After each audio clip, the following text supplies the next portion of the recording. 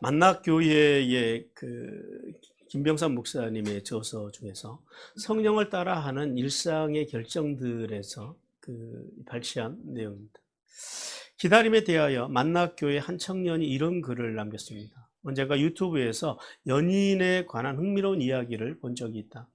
상대방이 바람 피운다고 거듭 의심하다 보면 결국 그가 바람을 피우게 된다는 것이다. 처음에는 그럴 마음이 없었는데 연인이 계속 바람을 피우냐고 추궁을 하면 결국 오기가 생겨 바람을 피운다는 것이다. 그러면 계속 의심하며 추궁하던 연인은 봐, 내 말이 맞지. 너는 바람을 피웠잖아 한다는 것이다. 기다림에 가장 필요한 것은 믿음이다. 우리는 무엇을 믿느냐에 따라서 기다림의 행동이 달라진다. 선과 악 중 나도 모르게 믿고 있는 것이 무엇인가? 나는 그 믿음에 합당한 결과를 받게 될 것이다. 누군가는 예수님의 재림을 환희로 맞이하고 누군가는 앞불싸하며 받아들이게 될 것처럼. 자, 어떤 공동체는 나는 못 믿지만 하면서 모이고 어떤 공동체는 나는 하나님의 약속을 믿습니다 하면서 모입니다. 하나님은 단순히 며칠이 아니라 몇 년을 기다리게 하실 때도 있습니다. 우리가 하나님의 약속을 믿을 때 적극적으로 기다릴 수 있습니다. 삶에서 하나님의 능력을 경험하지 못하는 이유는 빠른 포기 때문이라는 생각을 해보았습니까? 우리에게 필요한 것은 이것입니다. 내 마음대로 되지 않는 상황 중에도 하나님을 신뢰하며 의지하며 나아가기, 뜻대로 풀리지 않는 상황 중에도 하나님의 인도하심에 집중하기, 아직 목적을 이루지 못했으라도 좌정하지 않고 옳은 일을 하면서 묵묵하게 기다리기, 이런 글입니다. 자, 누구보다도 정직하게 살았던 하나님의 사람 요셉. 그는 신실하게 살았지만은요, 비참하게도 형제들에게 버림받고 노예로 머나먼 타국 땅 애굽으로 팔려가서 죽을 고생하면서 살아가게 됩니다. 반면 요셉의 형들은요, 눈에 가시 같았던 동생을 팔아서 돈도 챙기고, 또 오늘 본문에 보니까 그러죠. 완벽하게 아버지까지 속여서 죄를 감추고, 그리고 아무런 인생의 문제가 없이 그렇게 잘 살아가는 형들의 모습. 자, 그런데 이러한 요셉의 그 비참한 삶의 모습, 그리고 형들의 그 죄의 모습, 그 모습 속에서도 역사하시는 하나님, 시기와 질투, 폭력, 몰인정, 인신매매, 거짓, 기만, 이런 사건을 통해서요, 하나님께서는 요셉을 훈련을 시키셔서 대제국의 총리로 세워나가시고, 또 이스라엘 민족을 통해서 열방을 구원하시고자 하시는 하나님의 계획을 진행해 나가십니다.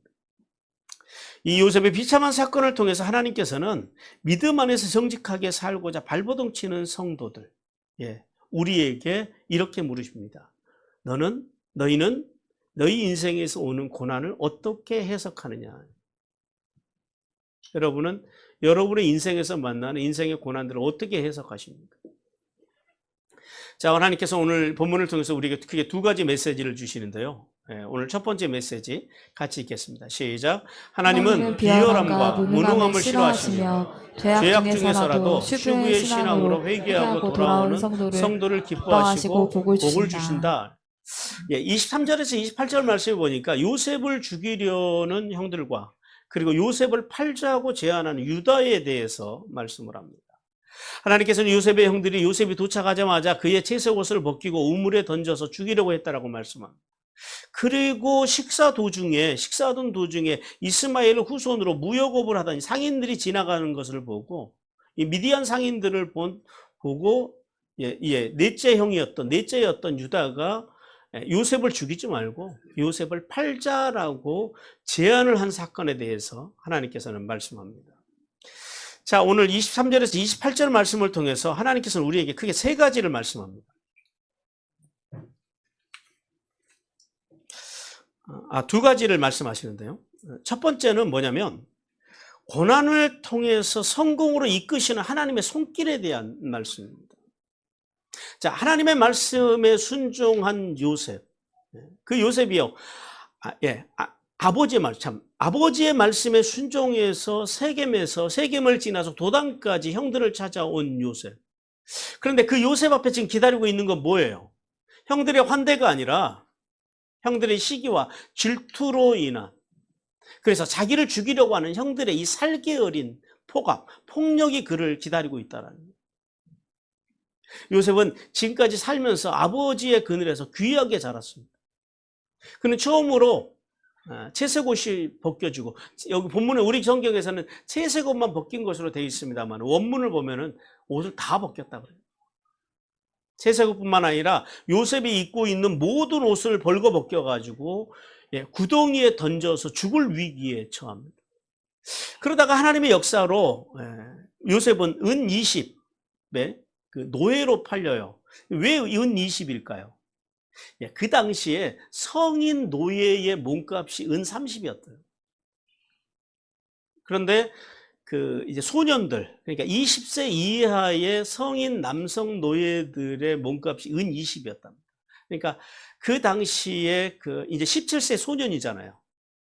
합당한 가격을 받고 노예로, 어쨌든 그 당시에 그 이제 노예들의 그 값에 20에 그래서 팔려서 그가 어디로 가요? 애굽으로 끌려갑니다. 그러면서 요셉의 인생에 고난과 영광의 서막이 열리기 시작합니다. 자, 요셉이 그 채색옷을 벗겼다라고 하는 것은 뭘 의미할까요? 그의 지위가 박탈되고, 아버지의 가장 총애받은 아들로서의 지위가 박탈되고, 그리고요, 그의 인격이 무시가 되는 거예요. 옷이라고 하는 것은 그 사람의 인격을 이야기하고, 그 인격이 거부당했다라는 겁니다. 성도 여러분, 여러분은 순종, 즉 하나님의 말씀과 말씀의 정신으로 순종하기 위해서, 정직하게 살기 위해서 발버둥 친 결과가 이렇게 요셉과 같은 인생의 고난이라면 과연 여러분은 어떻게 반응하시겠습니까? 하나님의 말씀과 말씀의 정신으로 살기 위해서 발버둥을 쳤는데 그 상황 속에서 내게 찾아오는 것은 이해할 수 없는, 이렇게 말도 안 되는 인생의 고난이에요. 실패예요. 자기의 인격이 완전히 무시당하고, 자신의 지위가 박탈이 당하고, 여러분 그런 고난을 만나보신 적이 있습니까? 저는 한번 만나봤습니다. 자, 과연 우리가 이런 고난 앞에서 어떻게 반응하겠느냐라는 거예요. 1번, 요셉과 같이 이해는 안 되지만은 하나님은 분명한 뜻이 있음을 믿고, 그래도 하나님 앞에서 죄를 짓지 않기 위해서 발버둥 치면서 살아간다. 그렇게 살 자신 있는 분은 살짝 손을 들으라 그러면 그렇고, 엄지손가락을 움직여 보시기 바랍니다. 쉽지 않죠? 자, 2번, 하나님을 원망하고 사람을 원망하고 불평하고, 그리고 내 부르심에 받은 자리에서 박차고 나가는 거. 어떤 게 더 쉬우시겠어요? 어떻게 하시겠어요? 대체로 1번보다는 2번을 선택할 가능성이 높은 것이 우리의 수준입니다. 그게 수준이에요. 그래서 내가 늘 그러잖아요. 귀천은 없지만 수준이라고 하는 것이 우리 속에 존재하고 있다. 우리가 지금 여기 다 같이 앉아 있지만, 죄송하지만 우리가 다 천국에 가리라고 하는 보장이 없어요. 수준이 달라요. 천국에 갈 수 있는 수준이 있고, 교회를 다녀도 천국에 못 가는 수준들이 있어요. 수준이라고 하는 게 존재한다.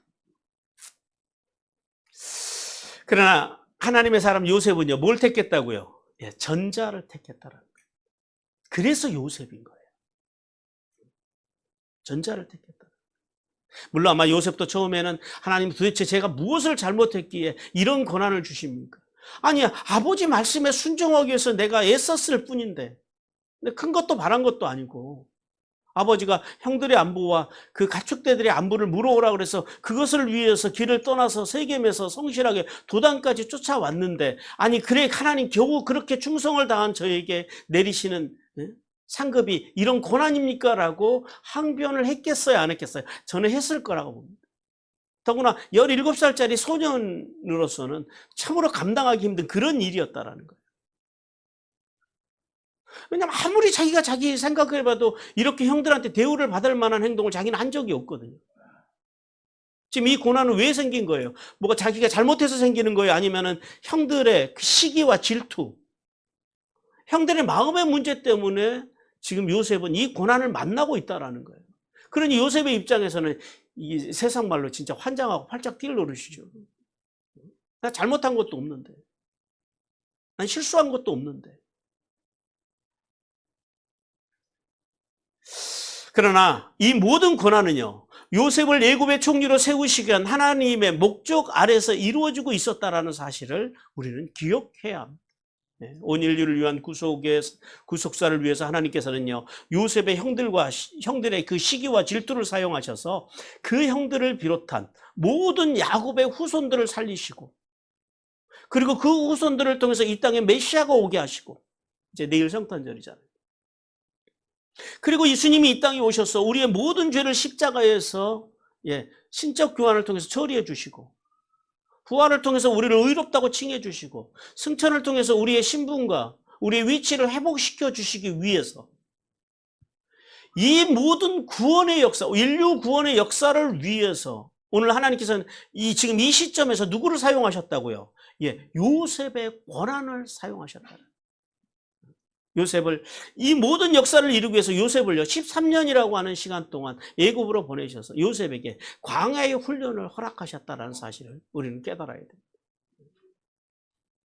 따라서 성도는 믿음으로 정직하게 살기 위해서 발버둥 치다가 만나는 고난을, 어떤 경우에도 믿음 안에서 살다가 당하는 고난을 저주로 해석하는 일은 없어야 됩니다. 저주로 해석해서는 안 된다라는 거예요. 그것은 우리가 믿음 안에서 살아가는 성도에게 오는 고난을 저주로 해석하는 것은 그건 사탄적인 겁니다. 마귀의 장난입니다. 그리고 도리어 요셉처럼요, 나를 총리로 세우시기 위한 하나님의 복이라는 사실을 깨닫고 끝까지 부르심의 자리를 지켜나가는 은혜가 있기를 주님께서 원하십니다. 우리 욥기 23장 10절 같이 읽겠습니다. 시작. 그러나 내가 가는 길을 그가 아시나니 그가 나를 단련하신 후에는 내가 순금같이 되어 나오리라.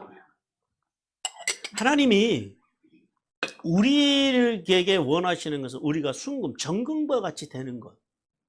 그것이 우리를 향한 하나님의 목적입니다. 우리가 길거리에 있는 돌들처럼 아무렇게나 굴러 그런 인생을 하나님께서 원하시지 않는다라는 거. 그러므로 우리 인생에 찾아오는 크고 작은 고난들은요, 우리를 순금으로 세워나가기 위한 하나님의 복이라는 사실을 깨닫는 은혜가 있어야 합니다.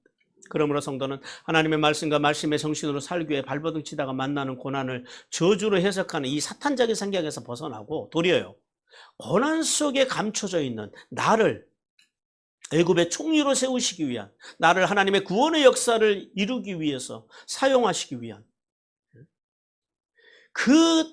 사용하시기 위해서 하나님께서 감추어 놓으신 복을 바라보고 고난의 현장과 시간을 하나님의 복으로 해석할 줄 아는 성숙한 그런 수준의 성도들이 되기를 주님께서 원하십니다. 그리고 두 번째는 택한 백성의 생명을 지키시고 보존하시는 하나님의 손길입니다. 오늘 요셉의 형들이 요셉을 어디에다 던졌다 그래요? 구덩이에 던졌다 그럽니다. 구덩이. 이제 구덩이라고 하는 게 뭐냐면 이게 히브리어로는 보르예요. 보르라고 하는 뭐냐면 우물입니다. 우물. 구약 성경에 보면은 이 물에 대한 네 가지 개념이 나오는데요. 첫째는 마임입니다. 우리 창세기에서는 물이라고 하는 단어가 거의 앞에 천지창조 부분에서는 다 거의 마임이거든요. 마임은 어떤 물이냐면 하늘에서 내리는 물이 마임이라고 그래요. 이 은혜의 물. 그래서 실제로 지난번에 성지를 가니까 이스라엘 사람들, 그쪽 사람들은 비가 내리는 걸 굉장히 복으로 생각합니다. 비가 귀한 지역이거든요. 그걸 마임이라고 그래요. 그 다음에 마얀이라고 하는 물이 있습니다. 마얀은 뭐냐면은 이스라엘 이 갈릴리 요단강 발원지에 가니까 막 물이요. 거기서는 막 땅 밑에서 막 나오는데 우리나라 이런 옹달샘 수준이 아니고요. 막 이렇게 뽀글뽀글 막 물이 엄청 올라와요. 이렇게 우리나라 그 땅에서 자연적으로 솟아나는 물, 이걸 마얀이라 그래요. 그 다음에 그 인공적으로 파서 나오는 물 있잖아요. 파서 샘을 만든, 이걸 베르라고 그럽니다. 베르.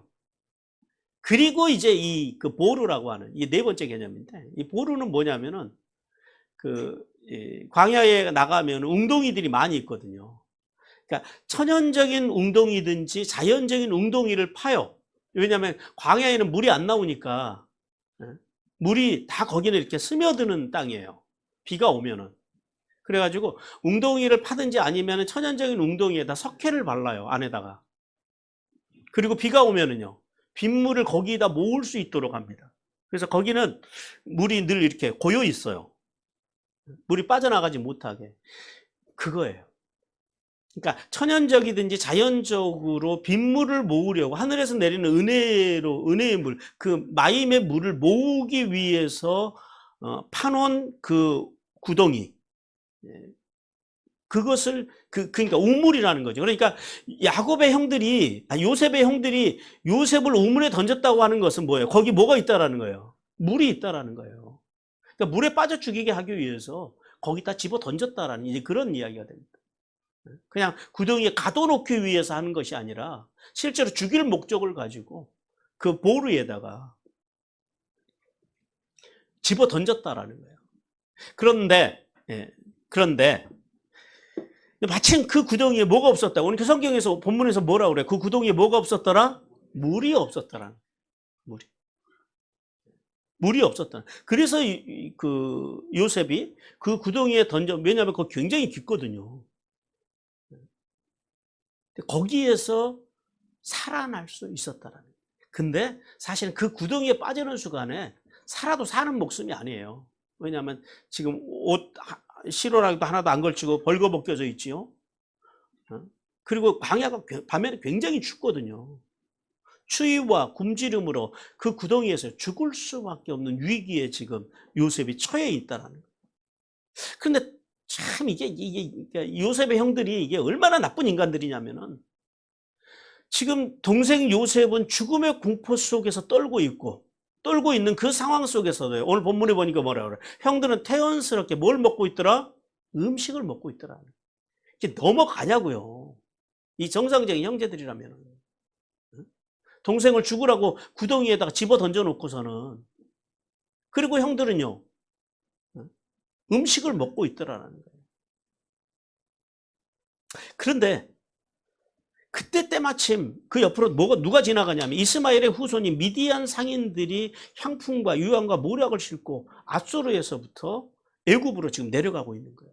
이 중개 무역을 하는 사람들이니까 아수르에서 물건을 이렇게 향품이나 이런 걸 사서 애굽에 팔고 애굽에서 또 다른 물품을 사서 아수르에 팔고 이제 그런 것들을 이스마엘 후손들이 했는데요. 그 모습을 누가 보냐면 유다가 봅니다.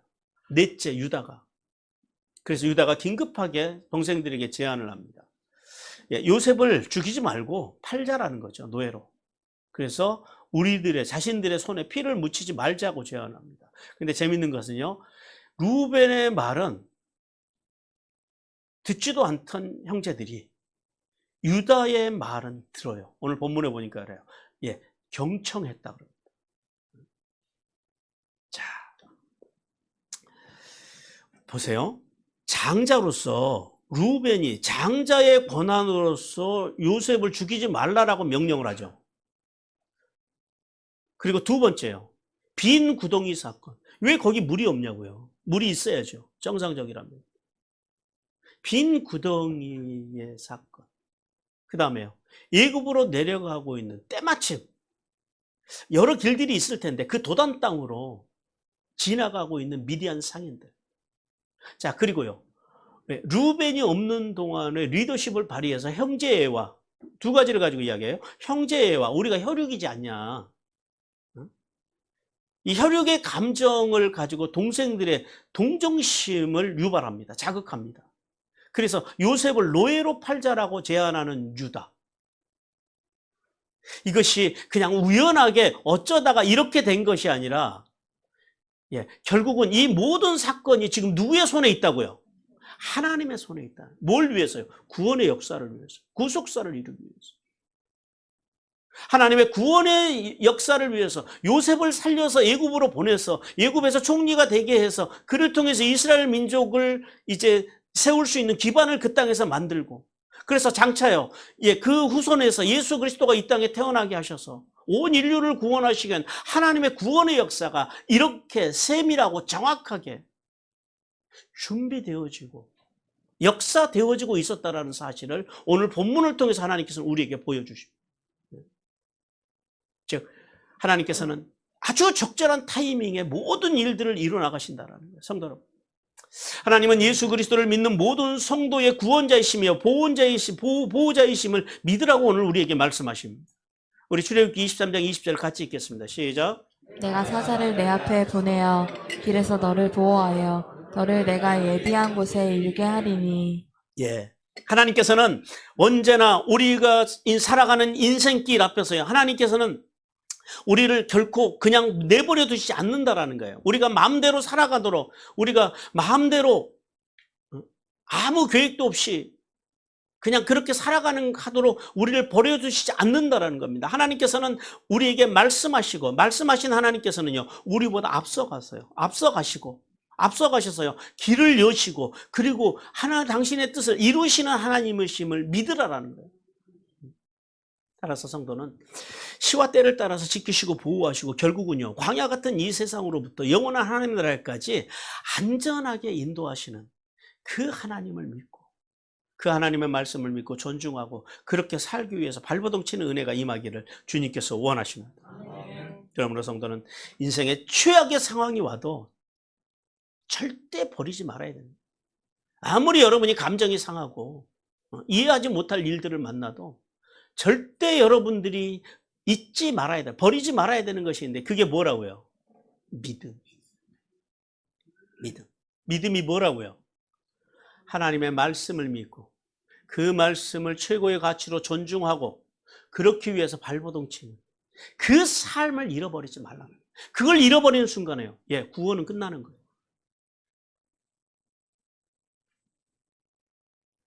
도리어 변함없는 마음으로 하나님을 신뢰하고 구원과 영생의 복을 받는 성도들이 되기를 주님께서 원하십니다. 그 다음에 29절부터 32절을 통해서요, 루벤의 탄식과 아버지를 속이는 아들들에 대해서 말씀을 합니다. 하나님께서는 요셉을 미디안 상인들에게 팔 때 그 자리에 없었던 루벤이 돌아왔다라고 말씀합니다. 그리고 요셉이 구덩이에 없는 것을 보고 비통함을 견디지 못하고 옷을 찢으며 울부짖었다라고 그렇게 말씀합니다. 이어서 요셉의 형들은 자신들의 죄악을 감추기 위해서요, 요셉의 그 채색 옷에 수염소의 피를 적셔서 아버지에게로 가져갔다라고 그렇게 말씀합니다.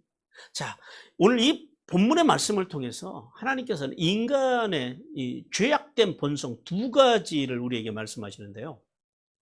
첫 번째는 뭐냐면, 인간의 하나님의 정의보다, 하나님의 진리, 하나님의 말씀보다 현실과 타협하는 인간의 이중적인 모습, 여기에 대해서 첫 번째 말씀합니다. 자, 야곱의 장자 루벤은 장자의 권위를 가지고 동생들의 살기를 꺾으려고 시도를 했어요. 근데 성공해서 실패했어요. 실패합니다. 그리고 자신이 없는 사이에 요셉이 애굽으로 팔려갔다라는 사실을 알고 절망과 고통 속에서 울부짖으면서 탄식하면서 나는 어디로 갈까라고 비명을 지릅니다. 근데 우리 성경에서는 나는 어디로 갈까 이렇게 번역이 되어 있죠. 원문을 보면은 나는이 무려 3번이 나옵니다. 나는.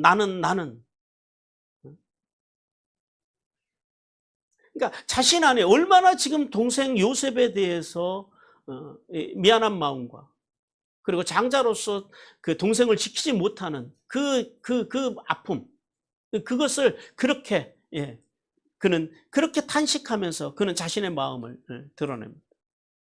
그런데요, 31절에서 자신들의 죄를 감추기 위해서요, 그 동생들이 어떻게 해요? 그 다음에 이제 그 수염소를 죽이고, 그리고 아버지의 채색 옷에 피를 적시고, 요셉의 채색 옷에 피를 적시고, 그리고 아버지에게로 가져가서 거짓과 기만으로 아버지를 속입니다. 그런데요, 근데 본문에서 그냥 뭐 가축을 잡았다 그래도 되잖아요. 근데 굳이 하나님께서는 이 성경을 공부하면서 어, 수염소를 잡았다고 꼭 그렇게 정확하게 이야기를 하세요. 하나님의 말씀이 굉장히 디테일하십니다. 이 수염소 하면 뭐가 생각이 나세요? 지난날 예, 야곱이 아버지 이삭을 속일 때 잡은 짐승이 염소입니다. 염소 새끼입니다.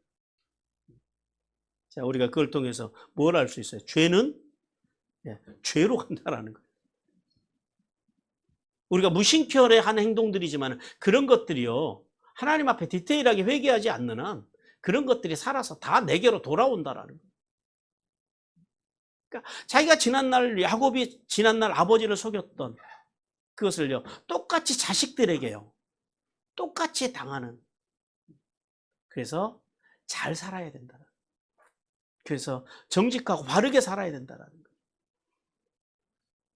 자, 그런데 지금 이제 루벤이요. 그런데 31절부터 갑자기 루벤의 탄식이 그쳐요. 그리고 31절부터 36절까지 쭉 보면은 루벤이 요셉의 채소 옷에 피를 적셔서 아버지에게 가져가서 거짓과 기만으로 아버지를 속이는 동생들을 보면서 거기에 동참합니다. 무슨 말이에요? 하나님의 오름, 그러니까 지금까지 자기가 옳다고 생각했던 동생을 지켜야 된다라고 하는 그 의로운 마음, 그 마음을 끝까지 지키지 못하고 현실과 타협해버립니다. 현실과 타협하는 마음. 동생을, 그러니까 이 요셉의, 그러니까 루벤의 이 의로움이라고 하는 것은 마치 오늘날 우리의 의로움과 상당히 연결이 되어 있습니다. 자, 보십시오. 루벤이 요셉의 사건 가운데서 그래도 제일 의로웠잖아요. 요셉을 살리려고 애를 썼잖아요. 근데 거기까지는 참 좋았어요. 그런데 루벤이요, 순간순간 자신이 옳다고 생각하는 것이 변해요. 첫 번째는 요셉을 죽이지 않아야 된다라고 하는 생각을 가지고 있었던, 처음에는요, 강력한 히브리어로 절대 부정어를 사용해서 절대 요셉을 죽이지 마라고 동생들에게 명령합니다. 근데 이 동생들의 눈빛을 보니까 그게 아니네요. 이 자기 잘못하다면 자기까지 죽게 생겼다라는 거예요. 그러니까 슬그머니 바꿔요. 뭘로 바꿔요? 롤을 R로 바꿉니다. 제한 부정어로 바꿉니다. 수위를 낮춰요. 슬그머니 꼬리를 내리는 거예요. 그리고 또 요셉이 팔려갔다고 소리를 듣고는요, 형으로서 탄식하고 비명을 지릅니다. 그런데 이 문제, 요셉이 죽은 이 문제, 요셉이 팔려간 이 문제를 해결하기 위해서는요, 동생들과 같이 연합해요. 이 문제를 해결해서 동생들과 같이 한 마음으로 거짓과 기만에 동참해서요, 아버지를 속이는 일에 같이 참여합니다. 아버지 앞에 가서 아버지 사실은요라고 말 안 하잖아요. 그냥 쓱 묻어가는 거예요. 동생들의 거짓말에. 그리고 나중에는요, 나중에 47장 가면은 어떤 사건이 일어나냐면, 요셉 앞에 이제 이 형제들이 다 끌려가서 요셉의 꿈대로 그 앞에 가서 엎드려요. 근데 그때도 마찬가지예요. 자신의 비겁함, 자신이 형으로서, 장자로서 충분히 요셉을 살렸을 수 있음에 불구하고 그렇게 살리지 못한 그 비겁한 자신의 행동들을요, 누구에게 전가시킨다고요? 동생들한테. 그러니까 내가 그때 요셉 죽이지 말라 그랬잖아 라고 동생들한테 전가시킵니다. 뭐예요? 루벤의 의로움은요, 자기 중심의 의로움이다. 그러니까 그때 자기의 상황에 따라서 변하고 변절되는 의로움. 마치 우리 안에 있는 의로움과 사뭇 닮아 있지 않습니까? 한마디로 루벤의 의로움은 하나님의 말씀과 말씀의 정신을 기초로 하는, 기준으로 하는 의로움, 정확한 어떤 의로움의 기준이 있는, 좌표가 정확하게 찍힌 의로움이 아니라 어떤 의로움이요? 그때마다 달라요. 여기서는 상황에 따라서 이게 의로움이고, 또 여기서는 또 상황에 따라 하나님께서는요, 오늘 본문을 통해서 이런 자신의 유리함을 따라서 움직이는 기회주의자적인 인간의 모습, 그런 모습이 우리 안에 없는지 돌아보기를 오늘 주님께서 원하십니다. 성도 여러분, 하나님께서는 루벤의 변절하는 모습을 통하여 우리의 모습을 직면하기를 원하십니다. 많은 교인들이 처음에는요, 십자가의 은혜를 받고 신앙으로서 의롭게 살아요. 말은 의롭게 또 잘해요. 그러나 어떤 상황과 환경을 통해서 자신의 어떤 한계가 이르르면 너무 쉽게 루벤처럼 타협하고 죄악으로 빨려 들어가서 타락해버리는 사람들 우리는 자주 본다라는 거예요.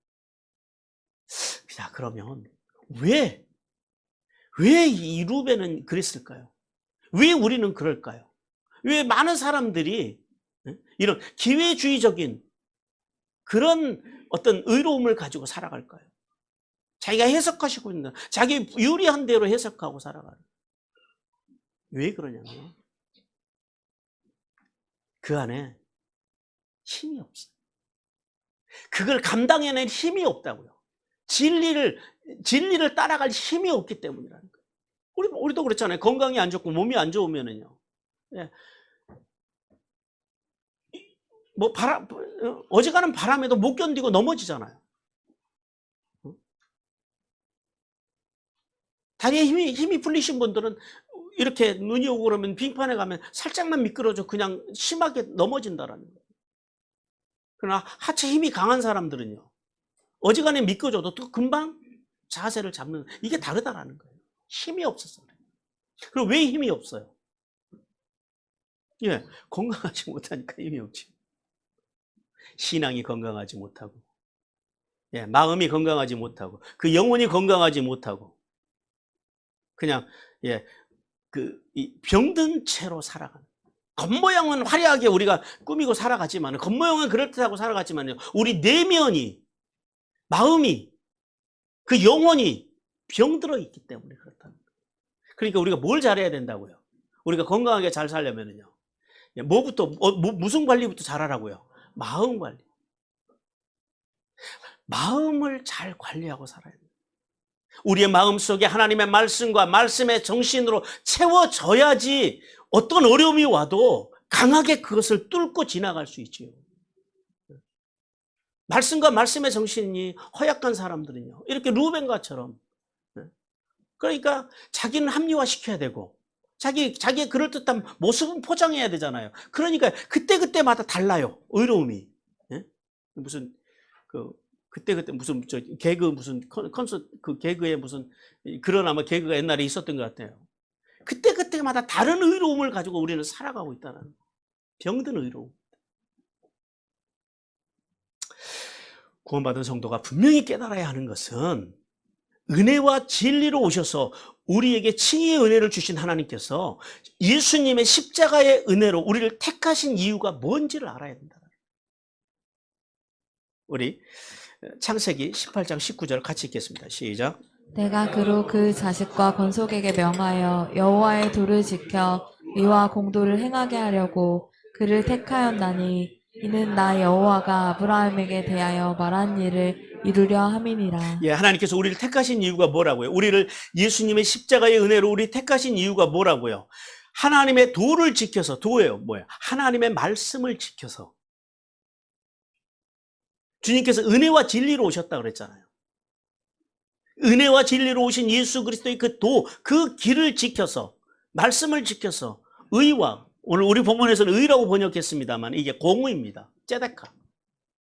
그리고 공도라고 번역을 했는데 이것 미시파트입니다. 정의입니다. 공의와 정의를 지키라라는 거예요. 이게 그래서 우리를 부르셨다라는 거예요. 그러니까 지금 여러분이 왜 여기 와 있냐면, 왜 하나님의 부르심을 받고 하나님의 자녀로 여러분이 살아가냐면, 여러분의 삶의 자리에 나가서 공의와 정의를 행하고 살아가라고 하나님께서 우리를 부르셨다라는 거예요. 이게 지금 하나님께서 아브라함에게 하시는 말씀이에요. 아브라함을 부르신 이유가, 목적이 여기 분명히 나와 있어요. 우리에게 이 땅에서 뭐 잘 먹고 잘 살고 잘 되고, 그거는 이제 그 다음이고요. 그거는 부가적인 거고, 하나님께서 우리를 하나님의 자녀로 예수 그리스도의 십자가를 통해서, 주님의 성탄을 통해서 우리를 부르신 목적, 그 목적이 뭐라고요? 공의와 정의를 행하기 위해서 부르셨다는. 그러니까 쉽게 말해서 뭐예요? 공의와 정의가 없으면 다시 우리 생각해 봐야 돼요. 자, 그럼 공의가 뭐예요? 히브리어로 째데카입니다. 뭐냐면 예수님의 십자가 부활로 회복시켜 주신 칭의를 의미합니다. 우리가 예수 그리스도를 믿음으로 의로움을 입었잖아요. 칭의, 의롭다고 칭함을 받았잖아요. 그걸 이야기해요. 그게 공의예요. 그러니까 공의는 뭘 통해서 오는 거예요? 믿음을 통해서요. 은혜로 오신 예수 그리스도, 은혜와 진리로 오신 예수를 믿음으로 내가 어떻게 됐다고요? ጼ데카, 의롭게 되었다라는 거예요. 근데 그 의를 가지고 우리는 어디를 간다고요? 천국 가는 거예요. 그런데 우리는 여기까지는 이제 알아요. 근데 여기에 신앙이 멈추면 안 돼요. 그래서 우리가 칭의의 삶을, 근데 칭의를 한번 받고 나면 그걸로 끝나는 거예요? 아니죠. 우리가 의롭다고 칭함을 받았지만 여전히 우리 안에는 뭐가 있어요? 죄성이 있어서 끊임없이 죄를 져요. 하루라도 죄를 안 짓고 살아갈 수는 없는 게 우리라고요. 그래서 이 칭의를 우리가 주님 앞에까지 잘 관리하면서 가는 비결이 뭐라고요? 뭘 잘해야 된다고요? 네, 슈브. 이 슈브라고 하는 단어는 우리만 쓰는 단어인데요. 슈브의 신앙. 네, 주님 앞에 우리가 회개하고 돌아가는. 그것이 칭의를 끝까지 가져가는 비결이에요. 그 다음에 정의입니다. 정의는 히브리어로 미슈파트예요. 예수님께서 십자가에서 인간의 죄를 대신해서 심판을 받아서, 즉, 대가를 지불해 주심으로 우리가 뭘 받았어요? 구원을 받았잖아요. 그러니까 은혜와 진리로 오신 주님께서 우리를 대신해서 정의를 행하신 거예요. 정의는 대가를 지불하는 거예요. 주님께서 우리를 대신해서 십자가에서 대가를 지불해 주심으로 신적 교환을 통해서 우리가 의롭게 되다, 의롭다 칭함을 받게 됐다는 거예요. 그래서 우리에게 그런 주님께서 정의의 삶을 살아라고 하는 것은 뭐냐면은, 주님께서 십자가에서 우리의 죄를 위해서 대가를 지불하신 것처럼 우리에게도요, 뭘 맡기셨어요? 뭘 위해서 대가를 지불하라고요? 그리스도의 몸인 교회를 세워나가는 데 있어서 대가를 지불하라는 거예요. 우리가 가정에서, 그리고 사회에 나가서 삶에 나가서 사람들을 돕고 세우고 살리기 위해서 뭘 지불하라고요? 대가를 지불하라고. 그게 정의라고요. 그걸 위해서 주님이 우리를 부르셨다라고. 의롭게 되어서, 은혜와 진리로 오신 예수 그리스도를 믿어서 의롭게 되어서 우리가 의로운 사람으로 날마다 슈브의 신앙으로 의를 잘 간직하고 잘 관리하고, 그래서 어디까지 가자고요? 천국까지 가고.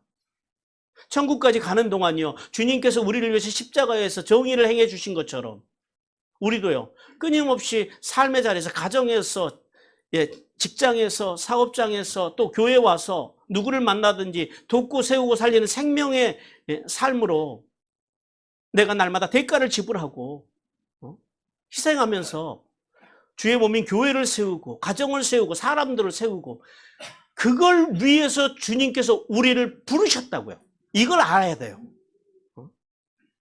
그러므로 성도는 삶의 마지막 순간까지 하나님 앞에서 부르심을 받아서 천국문에 이르기까지 돈과 명예와 권력의 유혹을 뿌리치고 끝까지 공의와 정의를 행하는 삶을 살기 위해서 날마다 마음을 관리하면서 말씀과 예배와 기도의 삶으로 어떤 고난도 뚫고 나갈 수 있는 그런 영적인 힘. 그래서 루벤처럼 그때그때마다 달라요. 의가 달라지는 것이 아니라 오직 하나님의 진리의 말씀 앞에서 흔들리지 않는, 우리 하늘에 떠 있는 밤에 북극성과 같이, 북극성은 이 위치가 안 흔들리잖아요. 북극성과 같이 그런 의, 그런 진리이신 예수 그리스도를 믿는 믿음, 그 믿음으로 공의와 정의를 행하는 삶으로 하늘의 복과 땅의 복을 받기를 주님께서 원하십니다. 그리고 두 번째는 거짓과 기만으로 자신의 죄를 덮으려고 하는 인간의 그 비열한 모습입니다. 오늘 사실 본문을 이제 원어로 보면은요, 29절부터 36절까지 매 절의 시작이 와우로 시작을 합니다. 와우라고 하는 단어로 시작해요. 이거를 와우 괴석법이라고 그러는데요. 그 29절, 30절, 31절 쭉 가면서 매 절의 시작이 다 와우로 시작을 해요. 그러니까 이게 뭘 의미하냐면, 와우로 시작한다라고 하는 것은 이 사건이 29절부터 36절까지는요, 계속 이어져 있다라는 거예요. 끊어진 게 아니고 그냥 이게 한 덩어리라는 거예요. 그냥 쭉쭉쭉쭉 계속해서 신속하게 지금 이 일이 일어나고 있음을요, 그 와우라고 하는 단어를 통해서 보여줍니다. 즉 요셉의 형들이 자신들의 죄를 감추기 위해서 얼마나 신속하고 그리고 잔인하고 또 끔찍하게 거짓말로 아버지를 속여 넘어가는지를 말씀해 줍니다. 즉 요셉의 형들은 자신들의 죄를 감추기 위해서 그렇게 해요. 그러니까 요셉의 아들들은요. 오늘 이 야곱의 아들들이 먼저 아버지를 속이기 위해서 뭘 했다고요? 수염소를 잡고 수염소의 피에 요셉의 채색 옷을 적시고 그 다음에 아버지에게 가서 뭐라 그래요? 예, 요셉의 죽음에 관련돼서는 우리는 아무 상관이 없어. 이걸 증명하고 싶은 거예요. 그래서 오늘 본문에 보니까 32절에 보니까 뭐라 그래요? 야곱의 아들들이 아버지에게 피 묻은 요셉의 채색 옷을 내보이면서 뭐라 그러냐면 아버지 보소서 그래요. 이 무슨 말씀이냐면 히브리어로 학게르나 이겁니다. 이 직역하면 이거예요. 관심을 기울여 보십시오. 사실을 인정해 주십시오. 무슨 말이냐면 이 죽음에 대해서 이게 요셉의 옷인지 어쩐지 우리는 잘 모르겠습니다. 아버지 이거를 당신이 확인해서 당신이 요셉이 죽었다라고 당신 입으로 인정해 주십시오. 이게 얼마나 이 야곱의 아들들이 이 잔인한 인간들인지 보십시오. 조금의 일말의 죄책감도 없어요. 심지어 죄책감을 가졌던 루벤조차도요. 꿀먹은 벙어리잖아요. 그리고 아버지 당신이 쓸데없이 요셉 보내가지고 요셉이 가다가 죽었잖아요. 지금 이러고 있는 거예요. 야곱한테 아버지한테 요셉에 대한 죽음의 책임을요. 지금 전가시키고 있다고. 아버지 당신이 인정하십시오. 당신이 보내서 요셉이 길에서 악한 짐승들을 만나서 이렇게 지금 이거라는 거예요. 아주 뻔뻔스럽게 그 요셉의 옷을 통해서요. 자신들도 궁금하다라는 거죠. 그래서 아버지에게 결론을 내리게 해달라고 요구합니다. 천하의 불효막심한 인간들입니다. 성도로. 예수 그리스도로 구원받은 성도는 야곱의 아들들의 이 일사불란한 거짓말과 기만의 그 죄악을 통하여서 죄는 죄를 낳고 정직을 낳는다라는 사실을 깨닫기를 주님께서 원하십니다. 이스라엘의 최고의 성군이었던 다윗도요. 밧세바를 범한 죄를 감추기 위해서 어떻게 해요? 충성스러운 부하인 우리아를 죽게 만듭니다. 그러니까 거짓말은 결국 자신의 거짓말을 정당하기 위해서 또 다른 거짓말로 발전한다라는. 그래서요. 결국은요. 거짓말의 결과는 파멸이라는 겁니다. 예, 거짓말의 결론은요. 불심판이라는 사실을 우리는 깨달아야 됩니다. 요한계시록 21장 8절 같이 읽겠습니다. 시작. 그러나 두려워하는 자들과 믿지 아니하는 자들과 흉악하는 자들과 살인자들과 음행하는 자들과 점술가들과 우상숭배자들과 거짓말하는 모든 자들은 불과 유황으로 타는 못에 던져지리니 이것이 둘째 사망이라. 예, 거짓말하는 자들의 결론이 뭐라고요? 예, 불과 유황의 못으로 타는 못에 지옥 간다라는 이야기예요. 근데 문제는 뭐예요? 우리가 거짓말 안 하고 살 수가 있어요, 없어요? 이게 문제라는 거죠.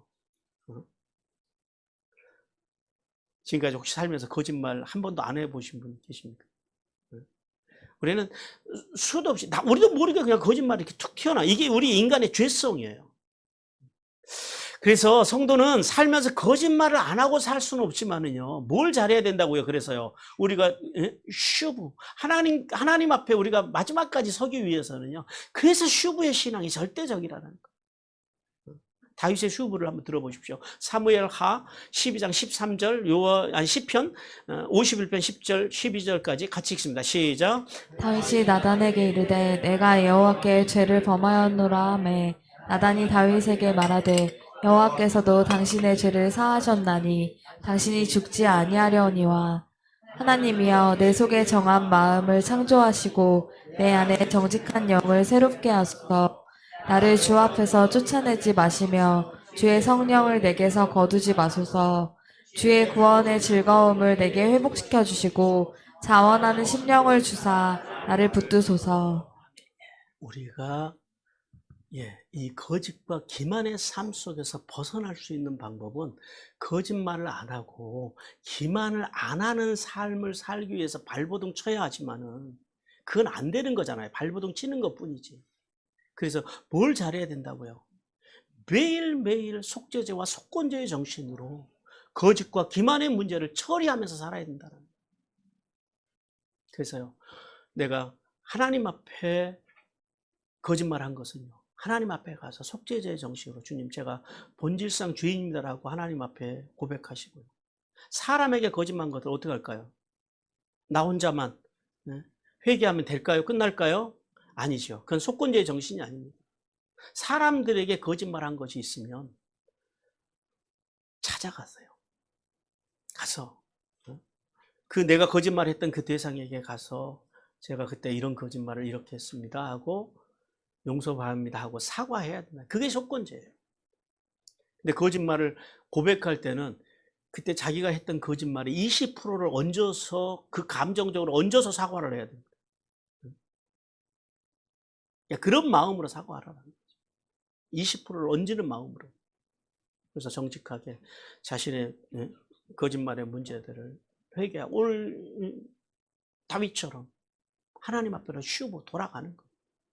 그리고 사람에게 잘못한 거 가서 사람에게 사과해야 돼요.